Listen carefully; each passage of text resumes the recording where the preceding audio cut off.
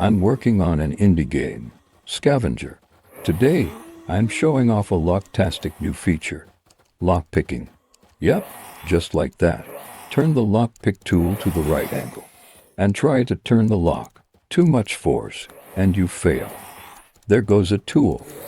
This is so tough. Failed again. Let's try again. And again.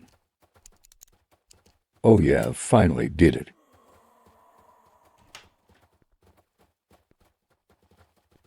Quick, close the door. Wah, we're rich. Boxes everywhere.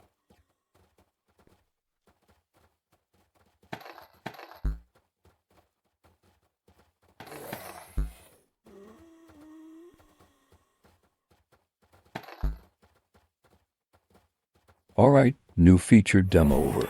Bye-bye. Hı hı.